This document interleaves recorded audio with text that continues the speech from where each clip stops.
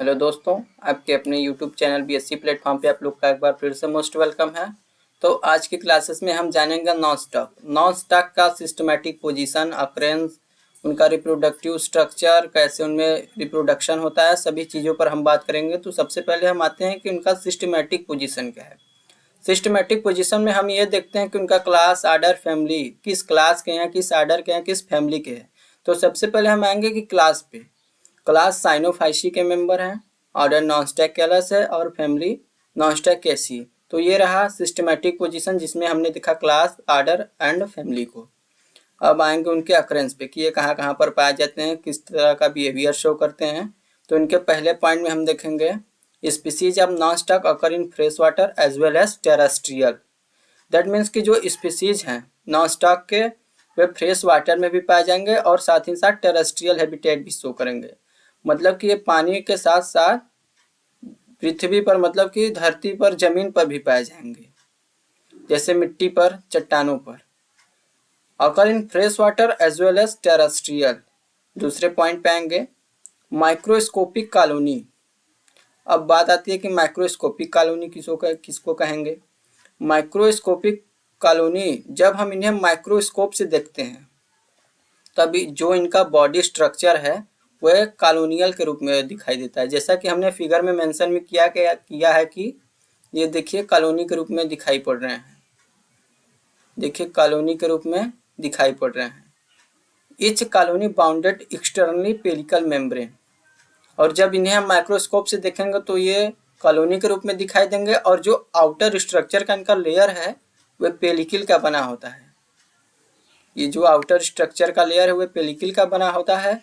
अब हम तीसरे पॉइंट पे आएंगे, they occur in symbiotic association with in other plant.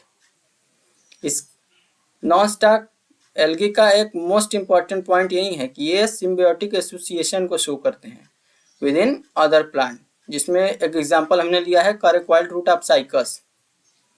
Symbiotic association करते हैं ऑफ अदर प्लांट से। Capable to fix atmosphere and increase fertility of soil.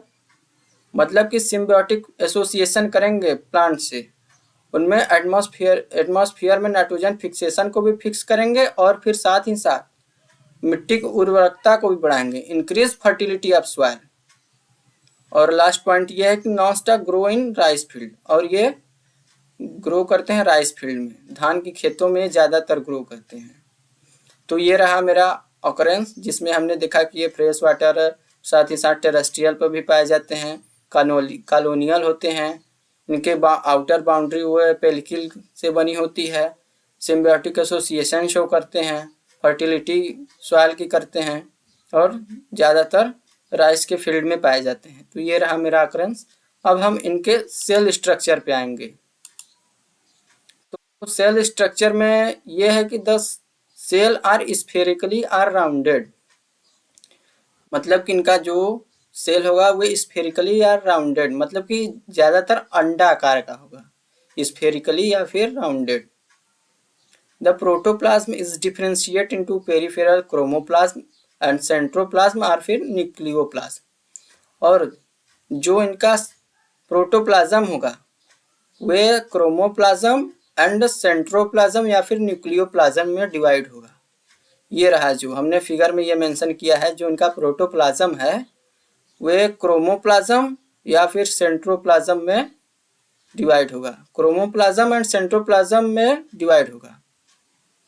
और it lack nuclear membrane and nucleolus, और इनमें न्यूक्लियर मेम्ब्रेन और nucleolus की कमी रहती है जी, इसी कारण इन्हें हम इंसिपिएंट न्यूक्लियस कहते हैं।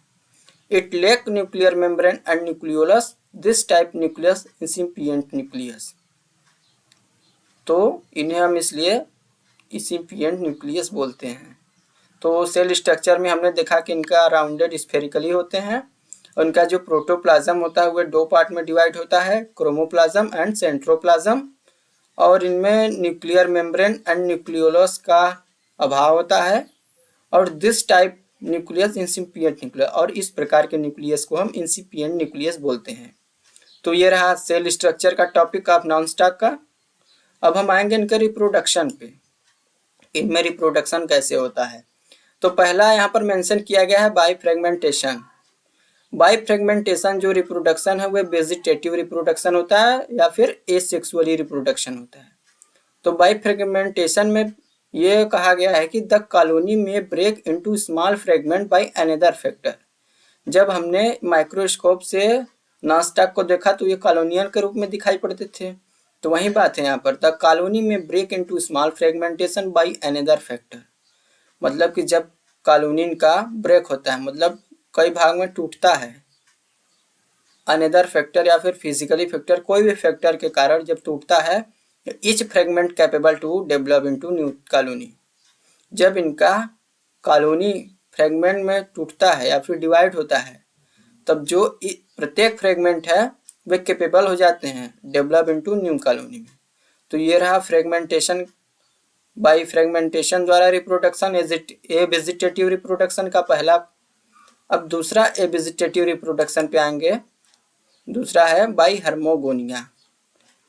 तो इन हार्मोगोनिया भी वेजिटेटिव रिप्रोडक्शन है या फिर एसेक्सुअली रिप्रोडक्शन है। तो हार्मोगोनिया में the trichome break into small segment due to the degeneration of intercalary vegetative cell और फिर प्रेजेंस ऑफ हेट्रोसिस्ट। तो जो ये हमने फिगर में यही मेंशन किया है कि जब हेट्रोसिस्ट प्रेजेंट होंगे तो ट्राइकोम जो होंगे break into small segment. Trichome देखिए यहाँ पर अपर साइड में एकदम हेट्रोसिस्ट प्रेजेंट है, इसी कारण trichome break into small segment due to degeneration intercalary vegetative cell या फिर प्रेजेंस ऑफ हेट्रोसिस्ट। तो हेट्रोसिस्ट के प्रेजेंस में ट्राइकोम ब्रेक हो गए स्मॉल सेगमेंट के रूप में। तो multicellular fragment form called hormogonia. तो ये जो सेगमेंट डिवाइड हुए थे वे मल्टी सेलुलरी सेगमेंट का फॉर्मेशन कर रहे हैं। देखिए ये दूसरे फिगर में मल्टी सेलुलरी फ्रेगमेंट का फॉर्मेशन कर रहे हैं। इस इतने मल्टी सेलुलरी फ्रेगमेंट को हम हार्मोगोनिया के नाम से जानते हैं। यहाँ पर मेंशन यही किया गया है कि multicellular fragment formed are called hormogonia. इन्हें हम हार्मोगोनिया बोलेंगे। And each multicellular fragment are capable to form a new colony. और जो ये जिन्हें हम हार्मोगोनिया के नाम से जानते थे, वे जो फ्रेगमेंट है वे अंडर फेवरेबल कंडीशन में ईच फ्रेगमेंट्स कैपेबल हो जाएगा टू फॉर्मेशन न्यू कॉलोनी। मतलब कि जो हार्मोगोनिया था में जो फ्रेगमेंट थे वे प्रत्येक फ्रेगमेंट अंडर फेवरेबल कंडीशन में न्यू कॉलोनी का फॉर्मेशन करेंगे। तो ये रहा हार्मोगोनिया द्वारा वेजिटेटिव रिप्रोडक्शन या फिर एसेक्सुअली रिप्रोडक्शन, जिसमें यह था कि उनका ट्राइकोम स्मॉल सेगमेंट में डिवाइड हो जाता था, प्रेजेंस ऑफ हेट्रोसिस्ट।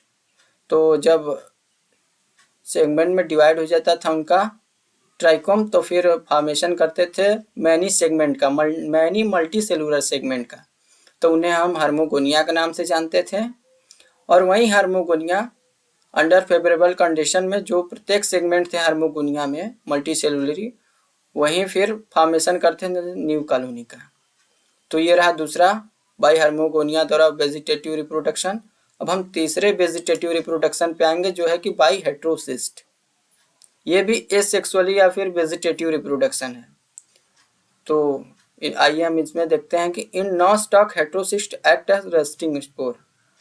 जो नॉन स्टॉक में हेट्रोसिस्ट होता है वह रेस्टिंग स्पोर की तरफ बिहेव करता है। The protoplasm of heterocyst become functional and germinate to form a new trichome. At the time of germination protoplasm divide by transverse wall to form a two cell. मतलब कि यहाँ पर यह कहा जा रहा है कि जो हेट्रोसिस्ट होते हैं वो नॉन स्टॉक में रेस्टिंग स्पोर की तरह बिहेव करते हैं।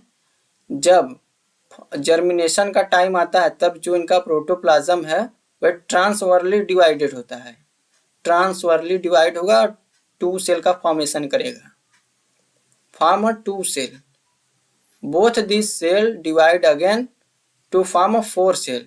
और यही जो टू सेल में प्रोटोप्लाज्म डिवाइड हुआ अब वहीं अगेन डिवाइड होगा टू सेल से फोर सेल का फॉर्मेशन करेगा। तो the thick wall rupture of heterocyst at this stage come out cell and develop new trichome. मतलब कि हेट्रोसिस्ट जो नॉन स्टॉक में हुए रेस्टिंग स्पोर की तरह बिहेव कर रहा है अंडर जर्मिनेशन का कंडीशन जब आएगा तब ये ट्रांसवर्ली डिवाइड होकर 2 सेल का फॉर्मेशन करेंगे। अगेन ये 2 सेल 4 सेल में डिवाइड हो जा रहे हैं। फिर the thick wall rupture of heterocyst, फिर ये जो थिक वॉल है हेटेरोसिस्ट का उसे रप्चर कर दे रहे हैं, मतलब कि तोड़ दे रहे हैं, और come out from the heterocyst. ये जो सेल फॉर्मेशन हुआ है प्रोटोप्लाज्म से, ये सेल बाहर आ जाएंगे रप्चर करके वॉल को हेटेरोसिस्ट के, और फिर फॉर्मेशन करेंगे न्यूट्राइकुम का। तो ये रहा मेरा नॉन-स्टॉक का, जिसमें हमने सिस्टमेटिक पोजीशन देखा, ऑकरेंस देखा और उनके वेजिटेटिव रिप्रोडक्शन के टाइप्स को देखा। तो आज के वीडियो में बस इतना ही, मिलते हैं नेक्स्ट वीडियो के साथ, तब तक के लिए धन्यवाद।